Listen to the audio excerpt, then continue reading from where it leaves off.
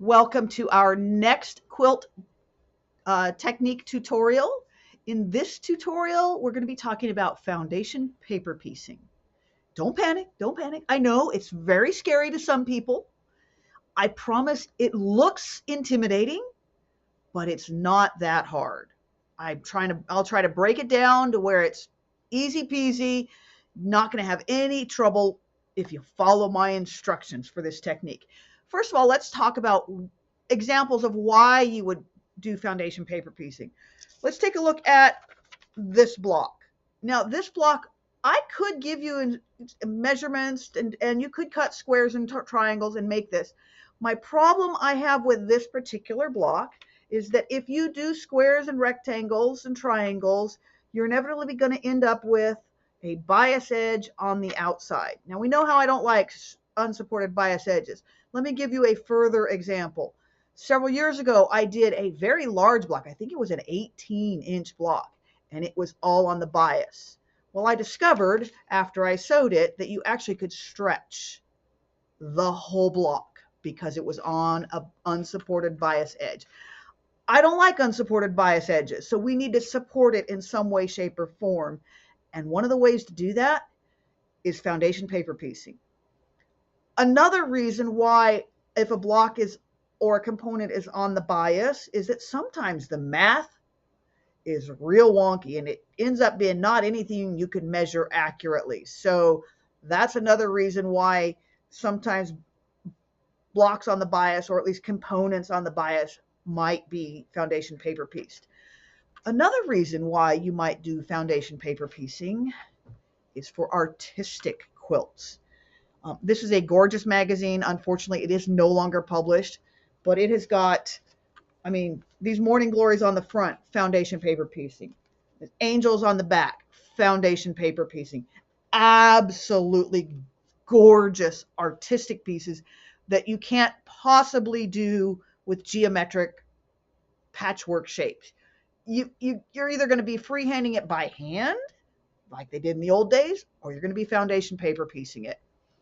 An advantage to one thing, if you do want to do a lot of like especially artistic foundation paper piecing, is oftentimes you don't need very much. You need little bitty pieces.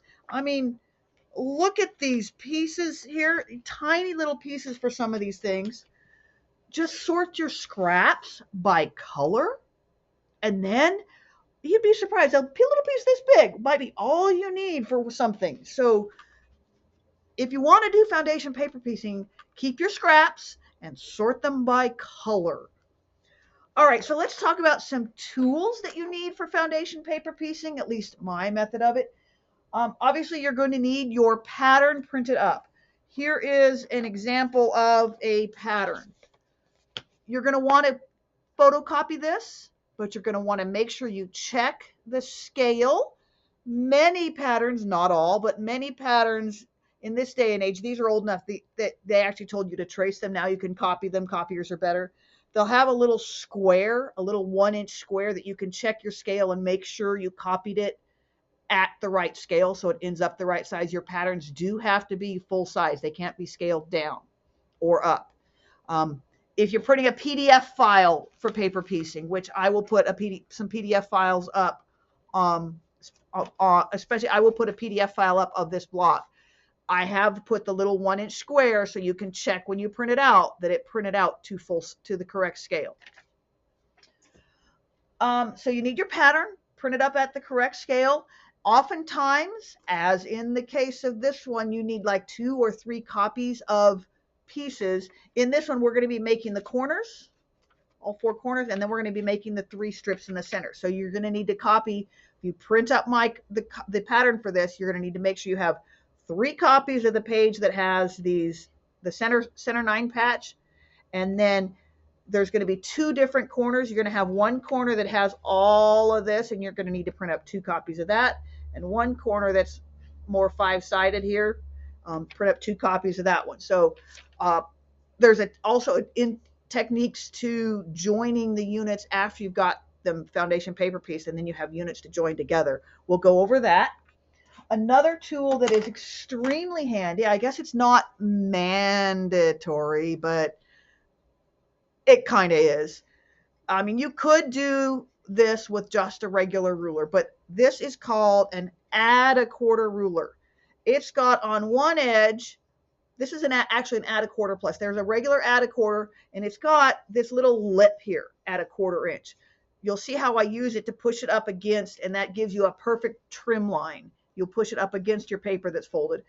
If you don't have, if you have the regular add a quarter, or if you're going to use a regular ruler, which you could, it is a lot more difficult to hold it still if you use a regular ruler rather than this one with the ledge. But if you do use a regular ruler and you don't have, you're going to need like a postcard or something thin but firm to fold paper over. Well, this is an add a quarter plus. It's got both the ridge and it's got a nice sharp edge here that you can use to fold your paper over. And I'll show you how to do that.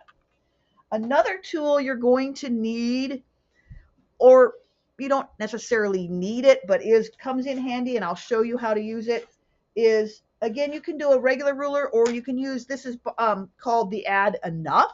It's by the same company who makes the Add a Quarter, and it helps you measure each little chunk to know like what size rectangle you need to cut to cover that chunk. I mean, because you could just use a huge big strip, which I sometimes do. Or you can measure more exactly. Obviously, your rectangles, you still need to make them oversized, but this will help you. And I'll show you how to use this. You also could do your measuring with a regular ruler. You don't have to use this one, but you'll notice that this one it doesn't go to 0. It starts here at the 1/2 inch mark. That's a clue. If you use a regular ruler, you're going to want to start measuring at this mark here at the 1/2 inch by 1/2 inch mark when I show you how to do the measurements. So that's a clue. The other thing you're going to need, if you're going to do my method of ensuring that you don't have to redo, I know that's a scary thing for a lot of people, is that you sew a piece on and then you flip it over and you discover it doesn't cover up the space. You need a pressing mat, something that you can pin straight down into. A wool pressing mat will work. I've got the Quilter's Cut and Press by June Taylor. That's a soft thing. It's flat, but it has some squish. You can push straight down into it. You could like stack some towels. You are going to want to be able to pin into it. So you don't want just a flat, hard surface. And I'll show you why I'm going to tell you you want something you can pin straight down into. As far as pins, you're going to need whatever pins you want to pin, but you're also going to need, I know a lot of you use like flower pins or something that's got fancy on the head of it. You are also going to need 2 pins that are flathead pins. Let me bring these up to the camera and hopefully the camera will focus. You need 2 flathead pins that have nothing up here at the top. And that will help us in determining our placement of where we're going to do things. You are also going to need a friction. Well, it doesn't have to be a friction pen, but I prefer a friction pen whenever I mark on fabric, which I don't have out here. But yeah, something to mark with. You're just going to be marking a couple little dots on each piece. So those are the tools you are going to need. Let's talk. I know I go over my standard things about all of my tutorials on everything because sometimes people don't watch every tutorial. Just remember, as a general rule, my measurements are exact. I don't normally have you measure things oversized to trim down. Paper piecing is one exception. Measurements are kind of generalized and they will always be oversized because part of the paper piecing process is trimming them down. Remember, I have a distinct dislike for sewing unsupported bias edges, so I have you do things like foundation paper piecing, anything to avoid unsupported bias edges. And remember, when you're talking about measurements, as a standard practice of all quilt pattern writers, the dimensions we give you, like we say a block is a 12-inch block, that is its finished size after it is sewn into a quilt or whatever project. That includes the 1/4 inch seam allowance all the way around. So we're going to tell, if someone tells you we're making a 12-inch block, The size of that block before you sew it into whatever other project needs to be at 12.5 by 12.5. Standard practice is we give you the measurements in finished sizes when we're talking about the size of a block or size of a component or whatever. Now in paper piecing, I'm going to tell you, we're going to make this, it's going to be a 12-inch block for its finished size when it's done. But when it's unfinished, before I sew it into anything else, it's 12.5 by 12.5. Okay, so let us turn over to the pressing mat. And again, I'll show you all the tools you need and we'll get started making we're actually going to make two blocks. We're going to make this block and we're going to make a cute little, to show you how to do artistic ones. I found a small one in here. Many of these are very large. We're going to make the cute little heart that we have on, they put it in a Valentine's card, but a cute little heart. It is a 4-inch block finished, so 4.5-inch unfinished. So we're going to make these two. I cannot put the pattern for this block, this little heart, up on my website for you to download because it is still copyright protected. I can show you how I've made it, but I cannot put the pattern up there. I will put the pattern up for this one. And there will be a link to a PDF where you can download the pattern for that one. So let's turn to the pressing mat and get started making this block. Here are all of the tools that you're going to need for foundation paper piecing. You will notice that everything's sitting on the cutting mat at the bottom, and then there's the pressing mat. You will need pins. Mostly the pins can be whatever type you want. At least 2 of them need to be standard, plain old, ordinary flathead pins. You're going to need your pattern, at least enough copies for all of the components that you need to make. Here is the add a quarter plus ruler, very highly recommended. Of course, your rotary cutter. Here is the add enough ruler to help you measure your fabric. Basting glue comes in handy to prevent your fabric from flapping loosely away from the pattern. Friction pens are always handy. Fabric shears. And of course, whatever fabric you've chosen. So now let's get started actually making this block. The first step in the actual making of foundation paper piecing is to determine what size chunk of fabric you need to cover the space you're looking at. So take your add enough ruler, lay it on top of the pattern section to be measured. Line up the longest edge along the bottom line of the ruler. Now remember, the add enough ruler starts at the 1/2 inch mark, not the 0 mark. So make sure that the rightmost point of the little chunk that you're working on is on the right upright line. If the rightmost line of this section goes straight up or angles up and to the left, you're fine. Just have it on the bottom line. If your rightmost line angles up and to the right, remember you're going to need to slide your add enough ruler over so that the rightmost point, way up there at the upper right corner, then is on the 1/2 line, the rightmost line of the add enough ruler. Now you're going to take a note of where are the leftmost points and the highest points on that section.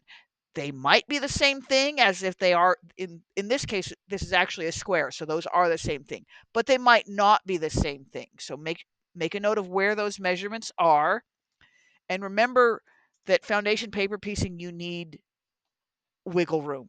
I do have you oversized. Take a note of where those measurements are, the leftmost and the highest, and round up. Add at least a 1/2 inch, maybe more. The measurement you take with your add enough ruler is your minimum size that you need to cover that piece. The larger you have it, the less fiddling you have to do to make sure it actually covers when you go to sew it on. You can also use a regular ruler to measure. It's exactly the same technique. Just make sure you start not at the 0, 0 point, but at the 1/2 inch by 1/2 inch point. And as a note, you don't actually have to measure that exactly. Exact measurements have you wasting less fabric. Um, you will see me the rest of the way out. I just kind of roughly lay a chunk of fabric on there, say, okay, that looks big enough, and I rough cut it off simply because it's faster. But measuring your pieces does waste less fabric.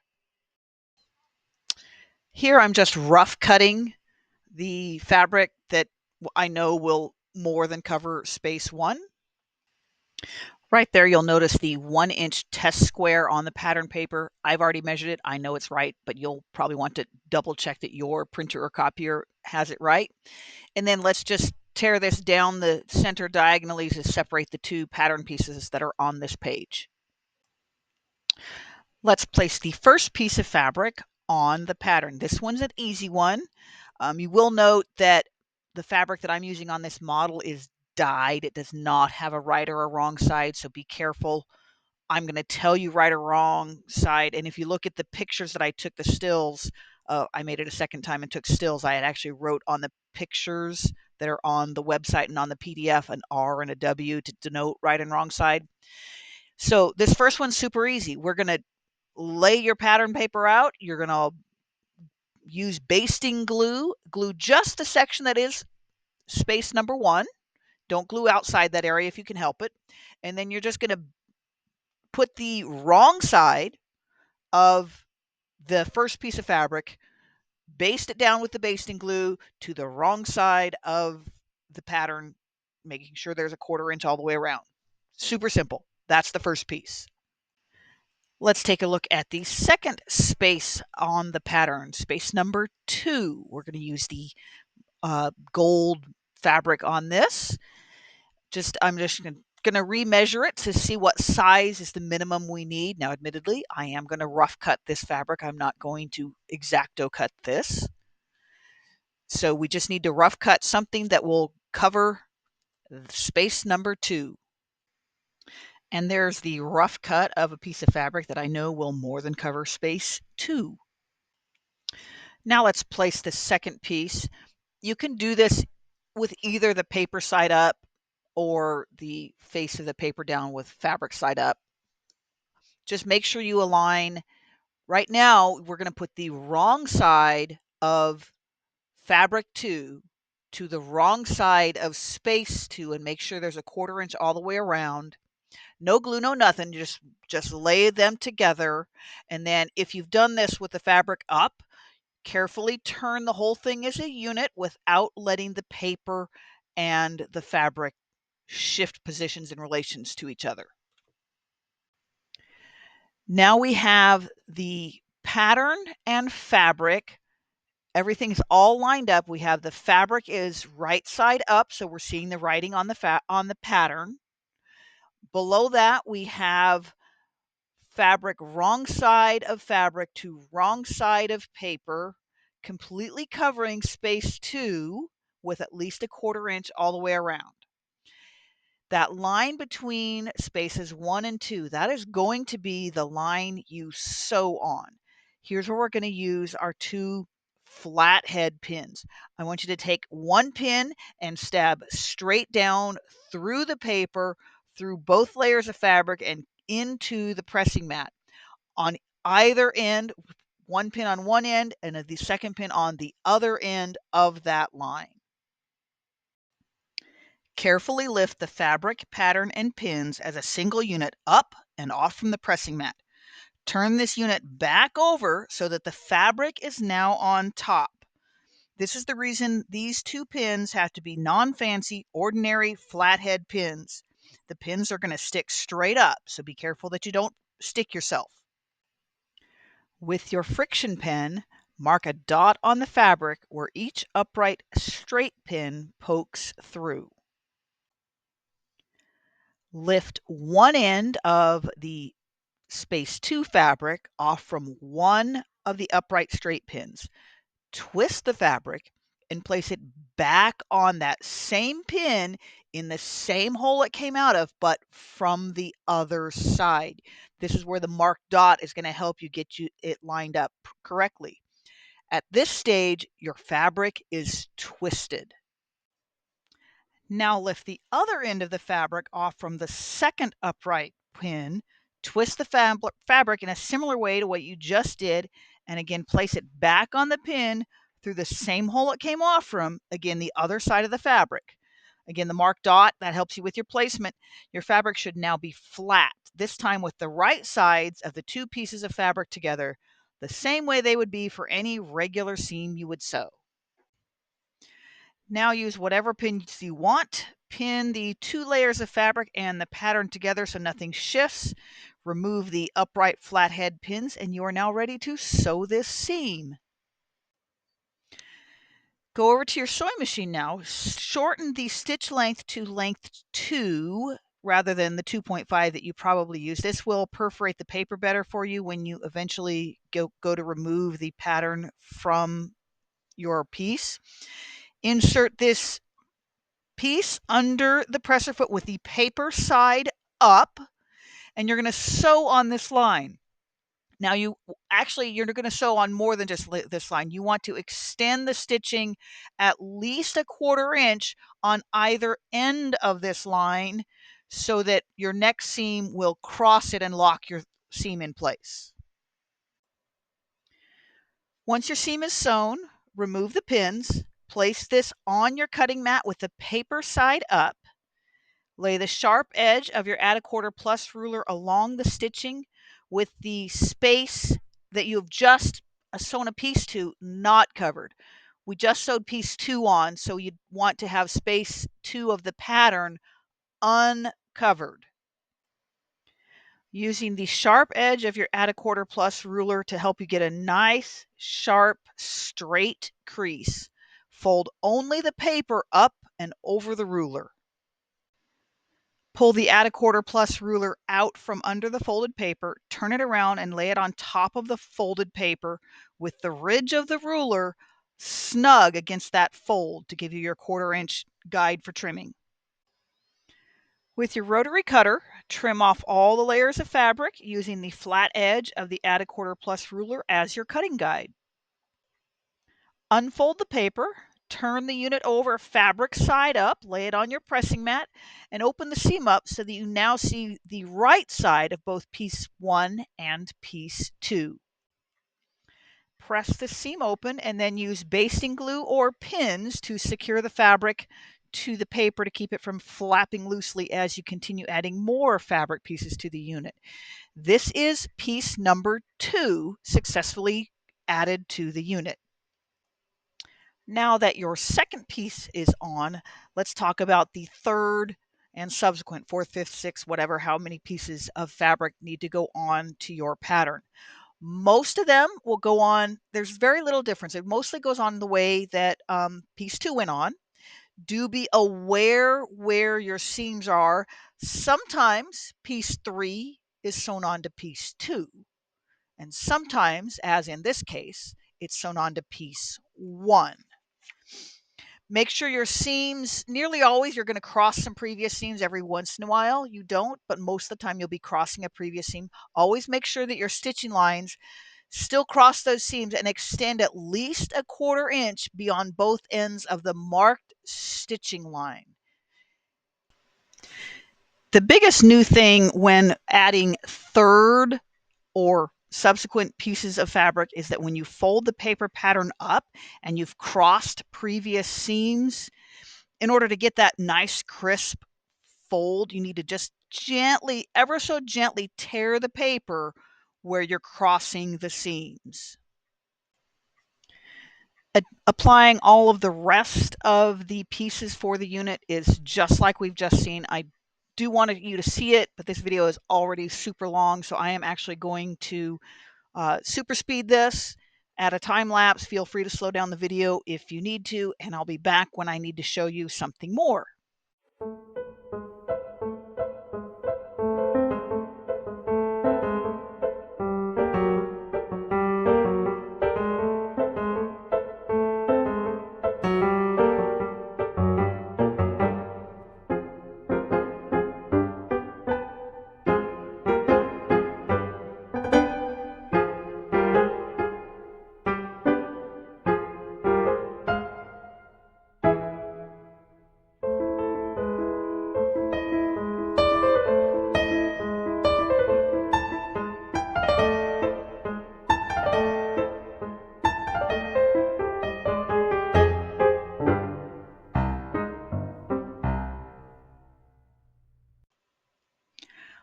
Once all the fabric pieces have been applied, you'll still see that you have lots of little corners of fabric sticking out around the edge of the paper.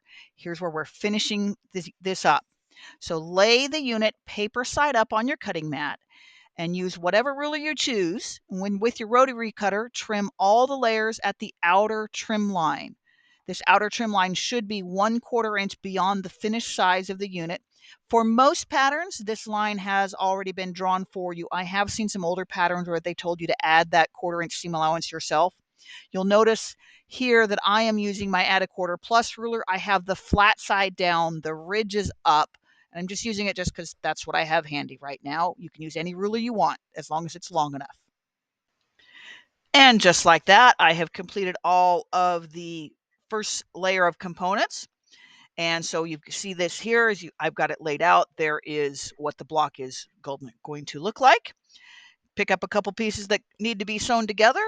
Match the seams the way you normally would with the right sides of the fabric together. This means the paper is going to be on the outside. You are still going to sew through the paper, which still acts like a stabilizer.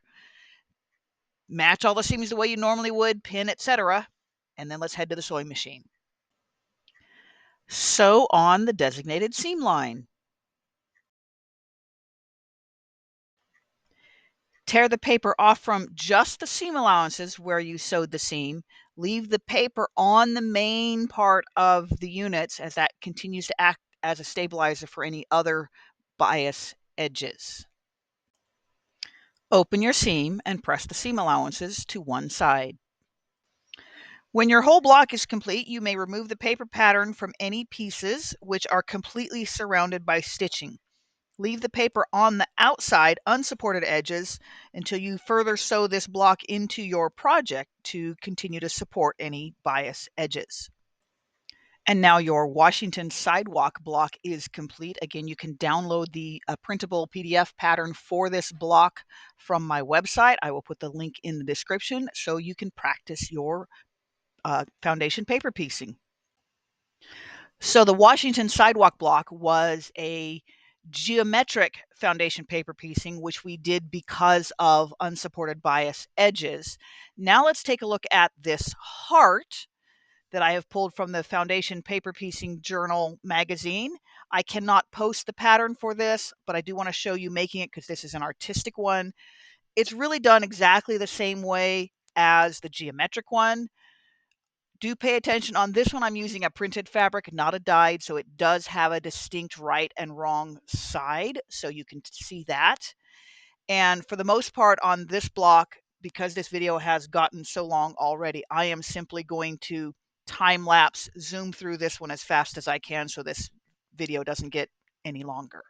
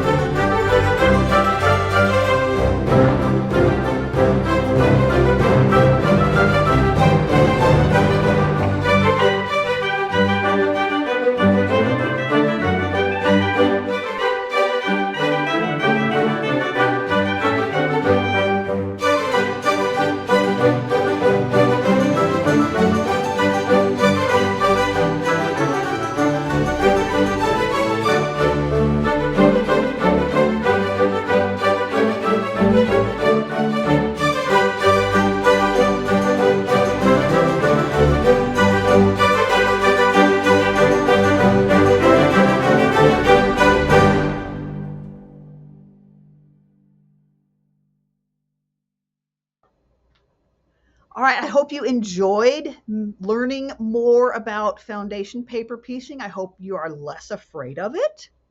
Uh, so we made this block, this gorgeous block. This is called Washington Sidewalk. And there will be a PDF file up on my website, and we'll have a link to it in the information under the video. There will be a link to the pattern for this. The other one we made is this cute little Valentine. Unfortunately, I cannot put this pattern on my website because it is still copyright protected, but I wanted to show you how artistic foundation paper piecing is done. So that's why I did this little one as well. I hope you enjoyed it. If you did, please give a like to the video. The YouTube algorithms like it when you give a like. It makes my channel look better. And share it around with anybody who wants to learn foundation paper piecing. And we will see you in the next one. Thanks for watching.